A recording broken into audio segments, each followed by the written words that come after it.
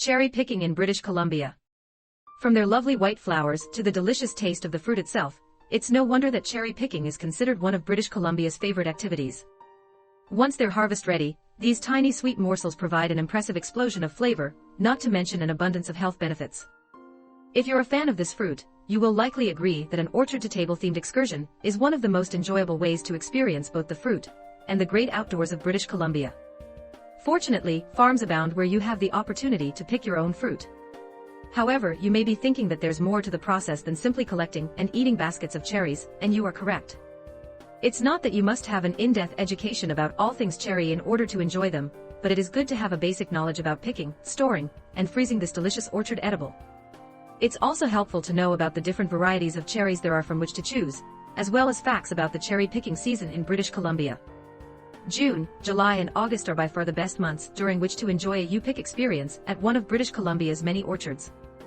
Most varieties are picked in the months of June and July, but many can be harvested until the end of August. Some have a small window of time to be picked, while others can be harvested throughout the entire 90-day period. The trees typically blossom in April and May, but the primary picking season begins in early June. As the summer goes on, cherries are harvested by location and variety, but the beginning of September usually ends the picking season for most cherries. Below is a helpful guide to the numerous types of cherries, and how the picking seasons vary for each kind. According to the International Society for Horticultural Science, there are over 1,000 types of cherries, and these are divided almost equally between sweet and tart cherry varieties.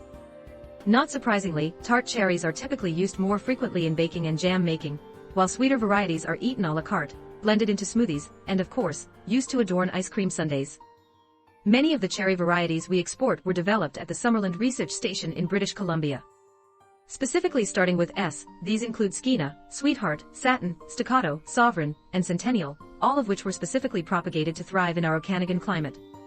Below are the cherry varieties most frequently grown in British Columbia, and we don't think you'll find one in the bunch that you dislike. Rainier cherries. These sweet, generous-sized cherries are an all-time favorite among locals in British Columbia, and feature a light color. When fully ripened, a slight red blush is noticeable. This variety is ideal for fresh eating since it has a distinct, sweet flavor and firm texture. This variety is usually ripe for picking in mid-July. Van cherries. Van cherries feature a very dark color, and are somewhat smaller than other varieties. They are exceptionally sweet, so they're perfect for canning or fresh eating.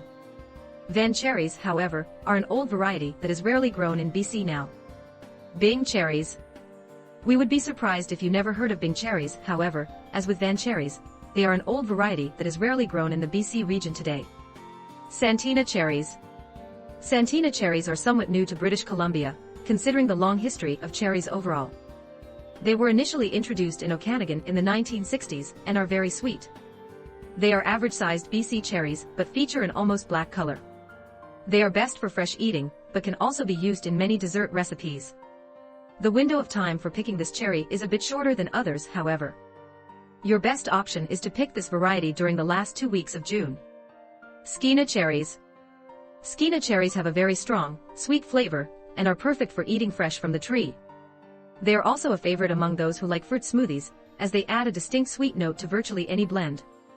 Their black hue and large size give them a distinct appearance, and the best time to pick them is from the middle of July to the middle of August. Sweetheart cherries. Don't be fooled by the name because they are not heart-shaped. Sweetheart cherries are best used in baking, or for making jams and jellies. These cherries are bright red and average in size. The best time to harvest them is usually mid-season. Lapin cherries. Lapin cherries are incredibly popular, and are very sweet. They have a deep red to purple color, and are a bit smaller in size than most varieties, and also a bit firmer. They can typically be picked from July to the end of the season, and are ideal for making sweet jam and cherry jelly. Lambert cherries. Lambert cherries are round and large and boast a deep ruby color. They have been grown in British Columbia for centuries, and can be harvested throughout the entire season. They are not particularly tart, but we don't think you would find them especially sweet either. This gives them the distinction of being suitable for fresh eating or baking, depending on your individual taste and preferences. Crystallina cherries. Crystallina cherries are heart-shaped and similar to Bing cherries. They have a dark, reddish-black appearance and can be harvested throughout the entire season. However, they typically mature approximately 10 days before Bing cherries. They are very sweet and a bit firmer than most cherry varieties. They feature a classic heart shape and are known for a particularly long shelf life. Staccato cherries. The staccato cherry is best known around the world as one of the latest Canadian cherry varieties. They are very firm and sweet, and feature a dark red hue. They can be harvested of late July in South Okanagan, and possibly into September in more northerly or higher elevation orchards. Similar to Crystallina cherries, they have a long shelf life. Centennial cherries. The centennial cherry is a firm variety, and is a favorite among those with a sweet tooth, due to its exceptionally strong flavor. This variety is quite crunchy, and features a dark burgundy color. If you're interested in this kind of cherry, plan to enjoy your fruit picking excursion later in the season, as mid to late August is the best time to harvest this variety. Sovereign cherries. The sovereign cherry is another late bloomer, and should be picked in August. It is a heart-shaped variety, features a light red color, and has a distinct green stem that is longer than other cherry varieties. A strong, sweet flavor makes it distinguishable from other types of cherries, and it is ideal for fresh eating. You may find it odd if someone were to ask you if you know how to pick cherries. You might find yourself wondering how hard it could be. In reality, however, there are certain facts you should know to have the best possible cherry picking experience. Cherries won't ripen at home. Some fruits can be picked or purchased anytime, and allowed to ripen at home, but you will not be pleased with the results if you attempt this with cherries. This is perhaps the first important thing you must understand when planning your outing. Because cherries should ideally be picked at their peak of ripeness, because they don't continue to ripen after they've been picked. Always pick cherries with the stem. The exception to this rule is if you plan to turn them into jams, jellies, or put them immediately into pies upon returning home. In that instance, harvesting them without the stem will save time and effort during the baking process. Otherwise, always pick them with the stem, and be careful not to damage the spur where the stem is attached. Texture and color considerations. When picking your own cherries, choose those that are dense, plump and firm, with fully saturated color and shiny skins. Be aware, however, that color itself is not always a quality indicator, since different types of cherries feature different shades. Always refer to the above information about each cherry, and what color that variety should be. Of course, avoid wrinkled or bruised cherries as their shelf life will be greatly decreased. Don't drop the cherries. Although it may seem perfectly natural to pick the cherries and toss them into the bucket or pail, this is not a good idea. Dropping the cherry further than 20 centimeters into any picking container can cause serious damage to the fruit and significantly lessen its shelf life. Protect your fruit from the sun. If you are planning a lengthy fruit picking excursion, make sure you protect your cherries from low humidity and direct sunlight. Using white shade cloths to cover your container is an easy way to accomplish this. It's also wise to stop picking before temperatures reach 27 degrees Celsius or higher, as this will avoid pitting, moisture loss, and stem browning.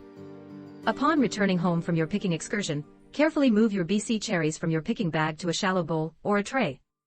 Any bruised specimens should be discarded right away. Lay them in a colander and rinse them with cold water only, and then pat them dry before cooking, freezing, pitting or eating. Keep them dry and cold, and keep their stems on, since this will help them stay fresh. If you have picked a significant number of cherries, consider layering them between paper towels after you wash them, as this will help to protect them from moisture.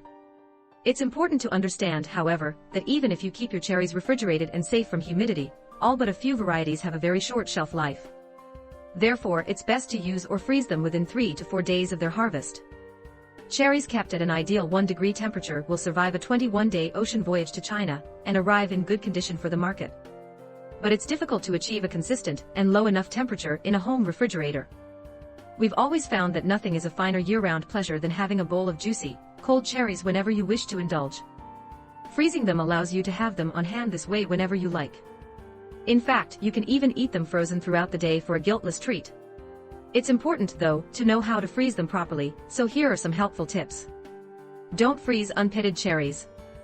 Although this is not a hard and fast rule, it's much better to pit cherries before you freeze them. If not, once they are thawed, it may be more difficult to remove the fruit from the pit. Of course, the stem should be removed as well. Try this 3-step process. Cherries freeze well, but the way you plan to use them impacts the way you should go about freezing them. For example, if you are freezing them to eat whenever the urge occurs, use a simple 2-step process. First, rinse and dry the cherries carefully, pit them, then freeze them on a baking sheet, uncovered until firm. Then, pack them into zip-top bags, making sure to squeeze out as much air as possible so that freezer burn is prevented. With this method, you don't need superhuman strength to break them apart. They will separate easily. And don't forget, frozen cherries make fantastic cocktail ice cubes. And hashtag 127826. Thaw cherries for approximately 4 hours. Cherries can be thawed on your counter without any difficulty, and it will probably take approximately 4 hours for the thawing process to complete. Alternatively, you can place them in the refrigerator overnight, and within 7 to 8 hours they will be perfectly thawed. This time could vary a bit, however, depending on the coldness setting in your refrigerator, so keep that in mind. Cherries for baking. Cherries have distinct shapes, as you'll notice when you pick them, but they become soft during the thawing process, and are unlikely to keep their shape. This will not affect their taste in any way, but be aware they won't look pretty on an hors d'oeuvre tray if they have been frozen. Also keep in mind that thawed cherries release liquid, so before you proceed with a recipe, this liquid should be discarded. Otherwise, you may have an unpleasant surprise when whatever you're making turns out too thin.